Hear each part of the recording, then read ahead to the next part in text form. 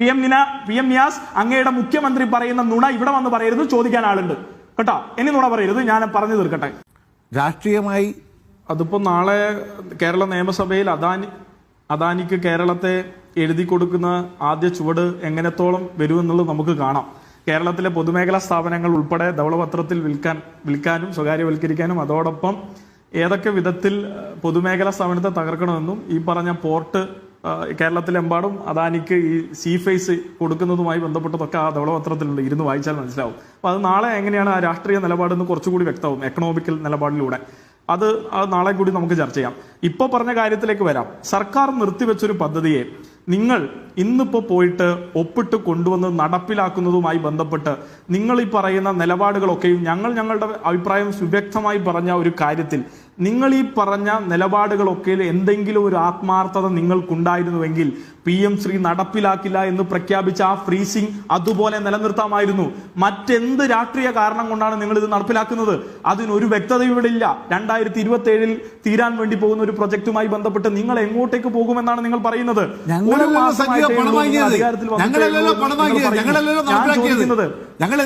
പണം വാങ്ങിയിട്ടില്ല.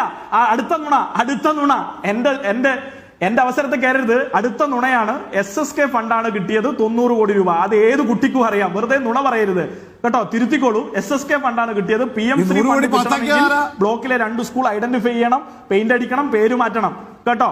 പേര് മാറ്റണം, പെയിന്റ് അടിക്കണം, എന്നാലേ PM ശ്രീ ഫണ്ട് കിട്ടൂ. ഇത് കിട്ടിയത് SSK ഫണ്ടാണ്, കേരളത്തിന് തരാനുള്ള ഫണ്ടാണ്. PM നിയാസ് അങ്ങയുടെ മുഖ്യമന്ത്രി പറയുന്ന നുണ ഇവിടെ വന്ന് പറയരുത്, ചോദിക്കാൻ ആളുണ്ട് കേട്ടോ. ഇനി നുണ പറയരുത്, ഞാൻ പറഞ്ഞു തീർക്കട്ടെ.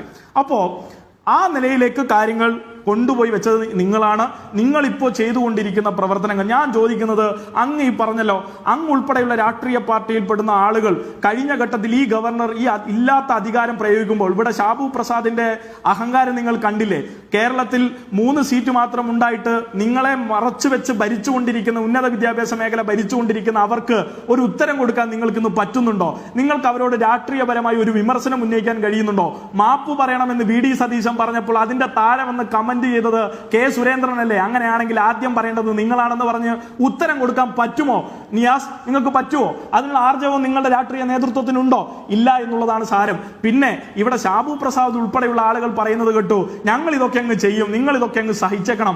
പറ്റില്ല കേട്ടോ. നിങ്ങൾ ഈ പറഞ്ഞ തോന്നിവാസങ്ങളൊന്നും ഇവിടെ സഹിക്കാനുള്ള മനുഷ്യരൊന്നുമല്ല. ഇവിടുത്തെ ഇന്ത്യൻ ഭരണഘടനയ്ക്ക് കീഴിലാണ് ഞങ്ങൾ.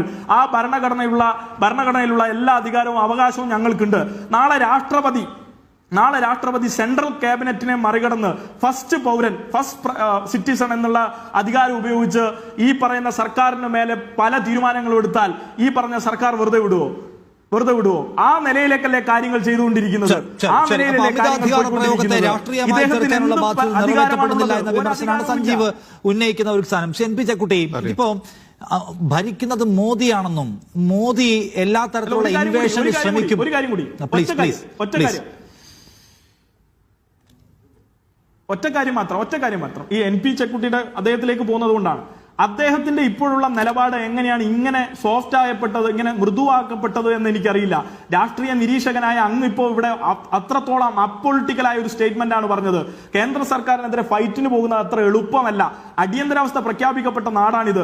നാളെ പൗരത്വം നഷ്ടപ്പെടുമെന്നുള്ള നിലയിലും രാജ്യത്തിന്റെ ഭരണഘടന മാറ്റി എഴുതപ്പെടുമെന്നുള്ള നിലയിലേക്കും മുന്നോട്ട് പോയിക്കൊണ്ടിരിക്കുന്ന ഒരു സംഘപരിവാർ ഗ്രാൻഡ് ഡിസൈൻ പ്രവർത്തിക്കുന്ന നാട്ടിൽ രാഷ്ട്രീയ നിരീക്ഷകൻ എന്ന് പറഞ്ഞ് ഇടതുപക്ഷ വിരോധം മാത്രം കൊണ്ടു നടന്ന പൂർവ്വകാലം വെച്ച് ഇങ്ങനെയൊന്നും പറയരുത് കേട്ടോ. അങ്ങ് പറഞ്ഞ അഭിപ്രായങ്ങളൊക്കെ